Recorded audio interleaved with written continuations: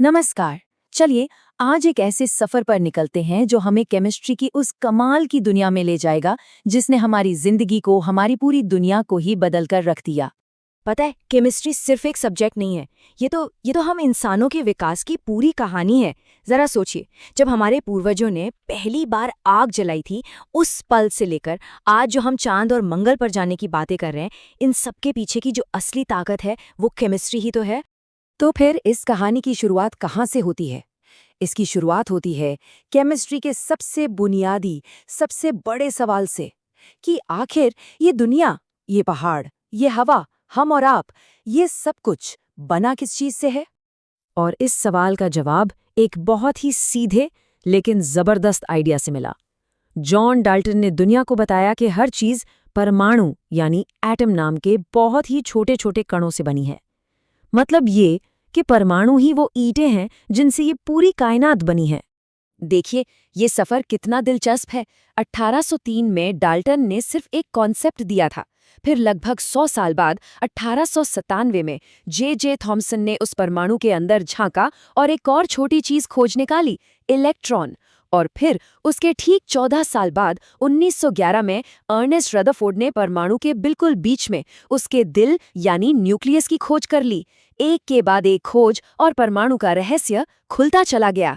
अच्छा, तो अब वैज्ञानिकों को ये तो पता चल गया था कि एटम क्या होता है, लेकिन अब उनके सामने एक नई और शायद उससे भी बड़ी चुनौती थी। ये जो अलग अलग तरह के एटम थे, जिन्हें हम तत्व या एलिमेंट्स कहते हैं, उन्हें एक साथ एक सिस्टम में कैसे रखा जाए। सोचिए जरा, उस समय तक दर्जनों एलिमेंट्स खोजे जा चुके थे, सब बिखरे हुए थे, कोई सिस्टम नहीं था। अब इन सबको एक तरतीब से जमाना कितना मुश्किल काम रहा होगा। ये एक बहुत बड़ी पहेली थी और इस पहेली को सुलझाने का जिम्मा उठाया दिमित्री मेंडेलीव ने। और मेंडेलीव ने जो किया वो सच में कमाल था। 1869 में उन्होंने एलिमेंट्स को उनके एटॉमिक मास यानी परमाणु भार के हिसाब से एक टेबल में जमाया। लेकिन उनकी असली जीनियस वाली बात ये थी कि उन्होंने अपनी टेबल में कुछ जगहें खाली छोड़ दी। उन्होंने भविष्यवाणी की कि भविष्य में यहाँ नए एलिमेंट्स खोजे जाएंगे, और हुआ भी बिल्कुल वैसा ही। बाद में हेनरी मोज़ले ने इस टेबल को और भी बेहतर बनाया और एलिमेंट्स को एटॉमिक नंबर के हिसाब से अरेंज किया, और बस हमें मिल गई हमारी मॉडर्न पीरियोडिक टेबल जो आज तक इस्तेमाल होती है। तो एक तरफ तो वैज्ञानिक एटम्स और एलिमेंट्स की दुनिया को सुलझा रहे थे, और दूसरी तरफ अचानक उन्हें एक ऐसी रहस्यमयी अनदेखी ताकत मिली जिसने कुदरत के बारे में हमारी सारी समझ को हिलाकर रख दिया। इस ताकत का नाम था रेडियोधर्मिता। ये एक ऐसा प्रोसेस है जिसमें कुछ खास तरह के तत्व अपने आप ही लगातार एनर्जी छोड़ते रहते हैं। 1896 में हेनरी बेकेरेल ने इसे पहली बार देखा, और इस एक खोज ने आगे चलकर मेडिसिन और एनर्जी की दुनिया में एक क्रांति का दरवाजा खोल दिया। हाँ, लेकिन इस कहानी के हीरो सिर्फ बेकेरेल नहीं थे। मैरी क्यूरी और उनके पति पियरे क्यूरी ने इस पर जबरदस्त काम किया। उन्होंने दो नए और बहुत ज्यादा रेडियो एक्टिव एलिमेंट्स खोज निकाले, पोलोनियम और रेडियम।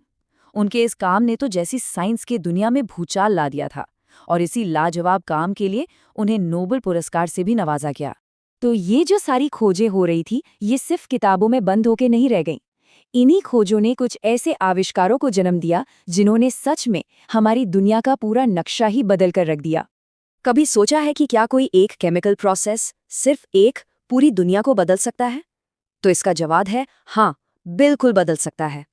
जरा इस पर नजर डालिए। फ्रिट्ज हैबर की प्रोसेस ने हवा से खाद बनाकर दुनिया की बढ़ती आबादी का पेट भरने का रास्ता दिखाया।